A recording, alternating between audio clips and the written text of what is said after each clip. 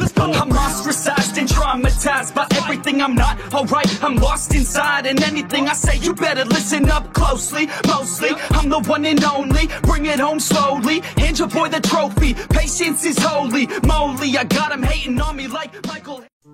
Yo, konnichiwa. Di video kali ini Mimin mau ngelanjutin anime Isekai Dechi Skill wo Tenishita Orewa. Pembahasan ini tuh ada di volume 5, halaman ke-1 sampai halaman ke-24.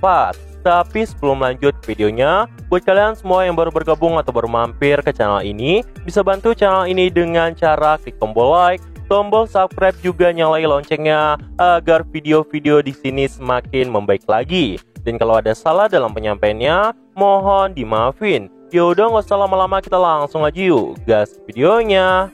Cerita dimulai. Hutan Karunia itu adalah hutan tempat untuk menerima semua jenis berkah dari alam dan mengumpulkan beberapa tanaman liar yang sangat berharga.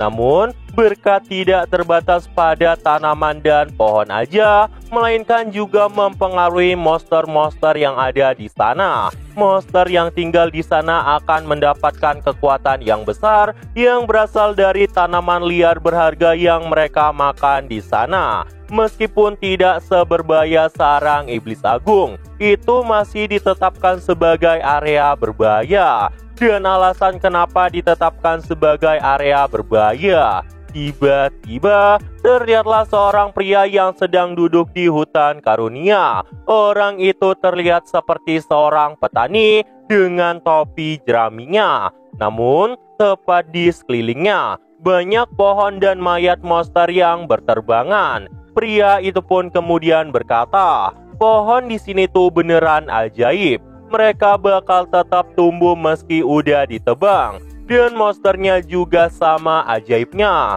Mereka bakal tetap ada meski udah dibantai. Berkah itu benar-benar sangat mengerikan. Ternyata pria itu adalah orang yang membuat hutan Karunia menjadi area berbahaya yang merupakan penjaga umat manusia serta menyandang gelar Extens. Dan bagi pria itu, jika dirinya menebang lebih banyak pohon dan mengurangi jumlah monster di sana, itu akan membuat mereka nggak bisa muncul di desa sekitarnya. Namun tiba-tiba dirinya itu pun merasakan niat membunuh yang sangat kuat ke arahnya. Extens yang menyadari hal itu pun langsung beralih ke mode bertarungnya sambil mengangkat senjata kapaknya. Dan betapa mengagetkannya ketika dirinya itu merasakan niat membunuh yang sangat kuat.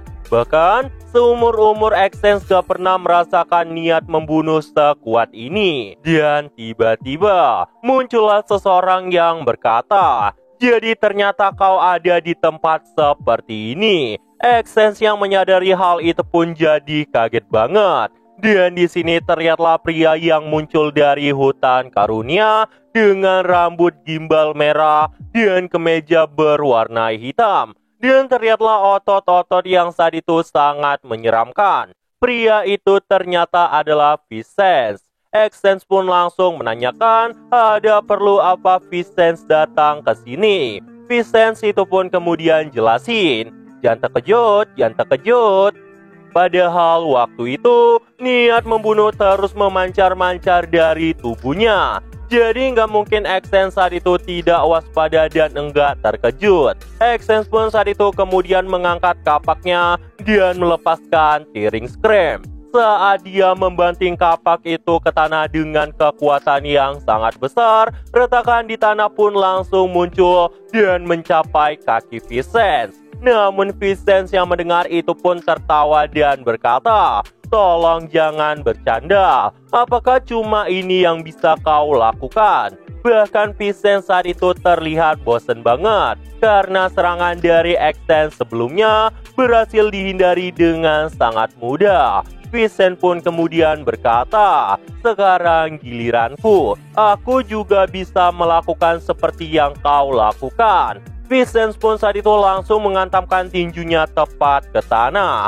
Dan tiba-tiba retakan tajam di tanah pun langsung meluas sampai ke kaki Extens. Bahkan itu lebih cepat dari pukulan Extens sebelumnya. Melihat hal itu, Exens pun langsung menghindar dan berteriak, "Apa maksudmu kau ingin membunuhku? Bukankah kau adalah orang yang menyandang gelar Holy? Tapi kenapa kau melakukan hal ini dan malah menyerang sesamamu?" Namun Vincent menjawab, "Aku sebenarnya nggak tertarik sama peran Holy atau apapun itu. Aku hanya ingin bertarung dengan orang yang kuat.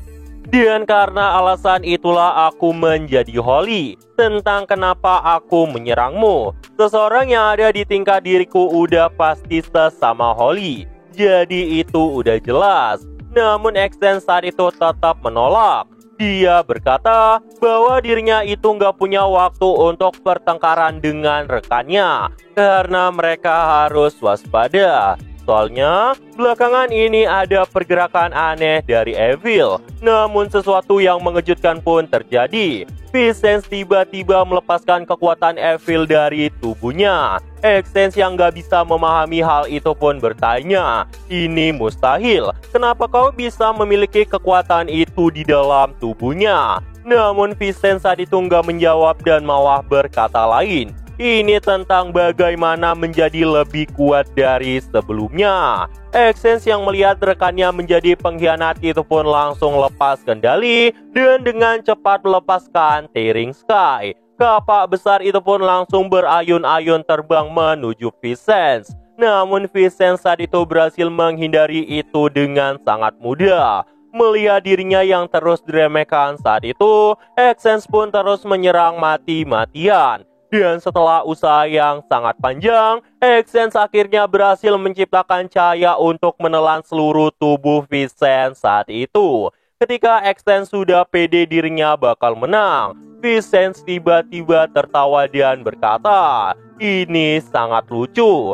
Dan terlihatlah dirinya yang bahkan saat itu nggak tergores sama sekali, yang membuat Exens pun saat itu jadi makin kena mental. Dan pada akhirnya, Vincent lah yang berhasil melepaskan serangan yang membuat tubuh Exens saat itu sampai jebol. Exens pun sudah terluka parah dan kemudian berkata, "Jika kau membunuhku, yang terkuat dan yang paling kuat di antara kami akan membunuhmu. Dia adalah Sword Sense." Dan disinilah Exens pun terbunuh. Tiba-tiba muncullah kabut tepat di belakang Vincent yang berkata, "Aku sudah memberitahumu untuk tidak melakukan apapun.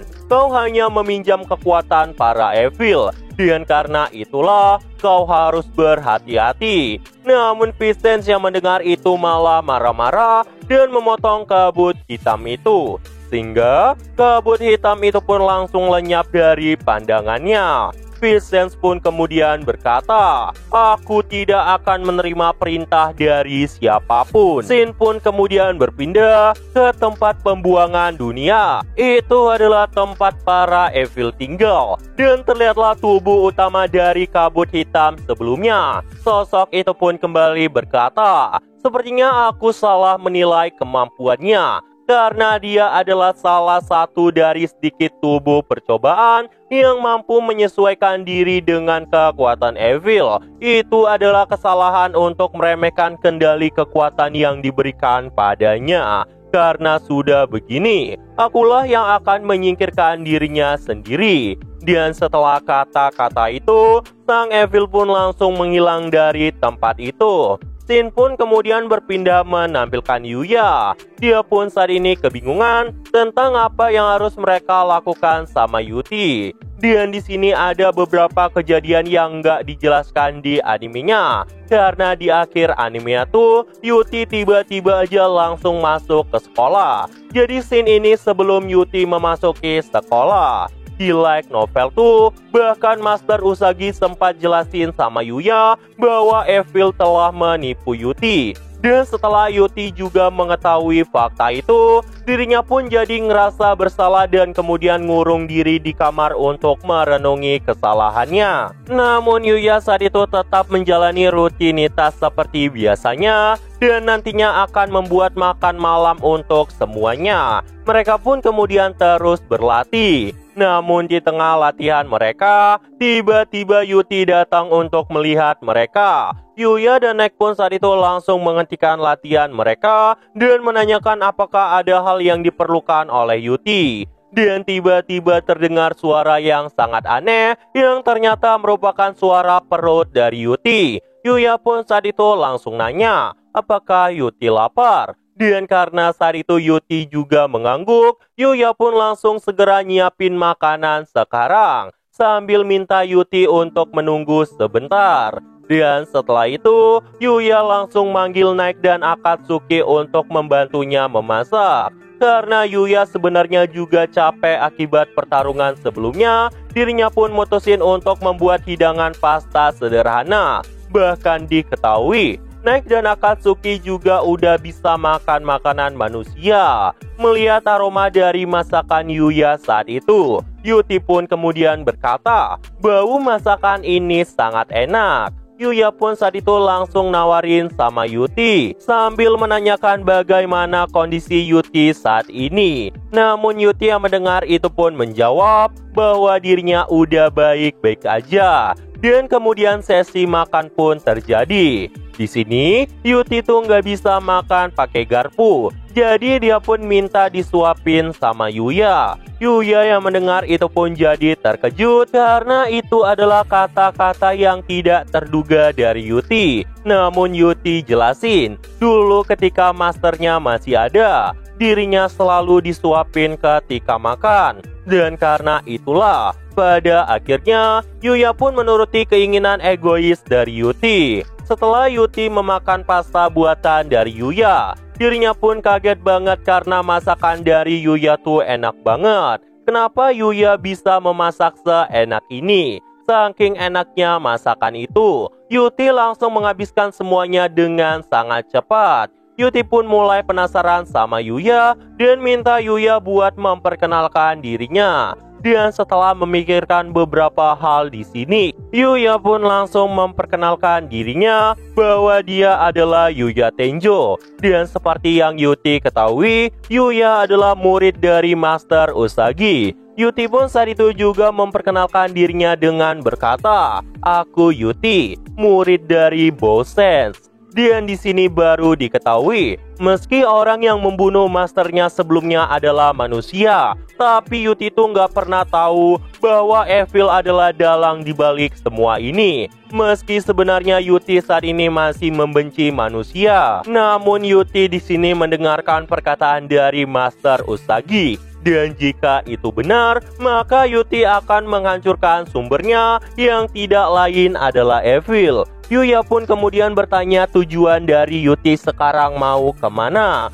Namun Yuti saat itu sepertinya nggak tahu tujuannya. Dan setelah mengobrol panjang lebar, Yuti pun pada akhirnya melihat dirinya. Dan terlihatlah pakaian yang saat itu masih kotor karena pertarungan sebelumnya. Dan karena itulah, Yuti pun saat itu minta izin untuk membasuh tubuhnya sebentar. Namun Yuya saat itu malah menyuruh Yuti untuk mandi aja. Namun sesuatu yang mengejutkan terjadi. Entah kenapa Yuti tuh nggak tahu apa itu mandi. Dan Yuya pun saat itu jelasin panjang kali lebar. Dan karena Yuti pun saat itu tertarik, dia pun langsung memasuki pemandian portable milik Yuya. Saking polosnya si Yuti, dia tuh beneran gak tahu apa-apa sama sekali. Bahkan bisa-bisanya sempat minta Yuya untuk membantunya. Melihat semua peralatan asing yang ada di dalam tempat itu, Yuti pun saat itu jadi kagum banget.